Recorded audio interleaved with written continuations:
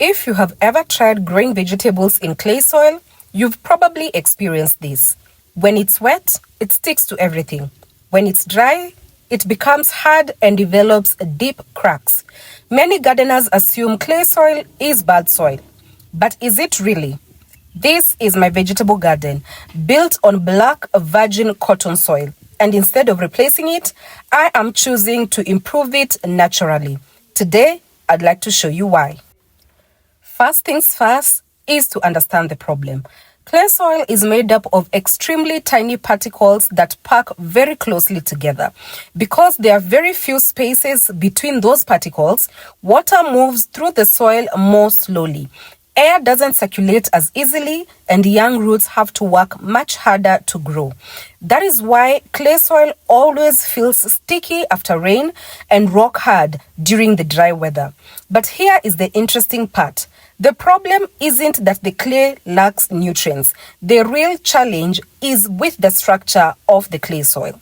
One of the biggest advantages of clay soil is that it holds on to nutrients much better than many soils. Think of clay soil as a nutrient bank. The nutrients are often there. The challenge is helping plant roots access them by improving the soil structure. So my goal is not to get rid of the clay. My goal is to improve the way it behaves. One of the first decisions I had to make was to build a permanent raised bed.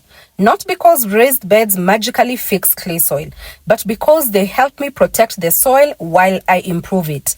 One important rule in this garden and in gardening generally is that you should never walk on the beds or walk on the raised beds. And here is why. Because every time we repeatedly walk on wet or clay-rich soil, we squeeze the spaces between the soil particles. Those tiny spaces are very important because that is where air, water, and plant roots move. When those spaces are compressed, roots struggle to grow. Drainage becomes poorer and beneficial soil organisms have less oxygen. By keeping this bed at a no-step zone, I am protecting the soil structure I am working so hard to build. The next step is adding well-decomposed organic manure. Most people think manure is simply plant food. It certainly provides nutrients. But one of the biggest benefits is that it increases the organic matter in the soil. Organic matter helps tiny clay particles group together into larger, crumbly structures that we call aggregates. Now, these aggregates create small spaces that allow air, water, and roots to move much more easily through the soil. They also create a healthier environment for earthworms and beneficial microorganisms that continue to improve the soil naturally. Healthy soil isn't just fertile. Healthy soil has good structure. A good structure takes time to build. Once I am done planting my seedlings, the next step is to add mulch. Mulch acts like a protective blanket.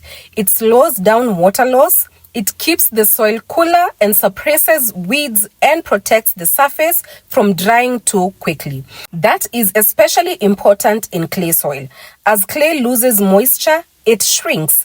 That is what causes those large cracks we often see during dry weather.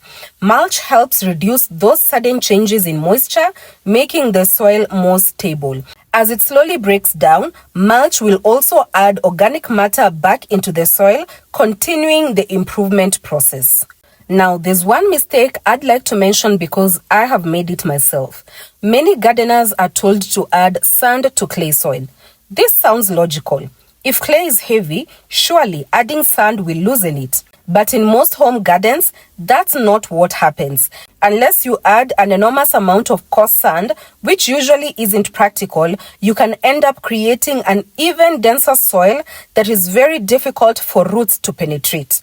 Instead of solving the problem, you make the soil harder. That is why I prefer adding organic matter. Organic matter improves the structure of the soil instead of simply changing what the soil is made of. It is a slower process, but it is a process that continues to improve the soil season after season. I am not trying to create a perfect soil overnight. I am building healthy soil one season at a time. I'll continue adding organic matter, keeping the soil covered and protecting the structure of this raised bed.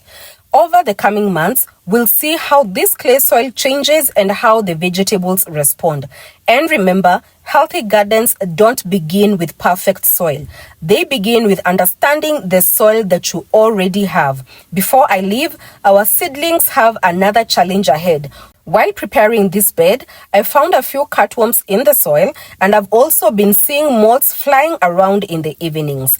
In the next video, I'll show you how I am protecting these young seedlings biologically by using pyrethrum dust, and explain why prevention is often much easier than dealing with the damage later. Thank you so much for watching. If you liked this video, please give it a thumbs up and also share it with someone who might be interested in this kind of content.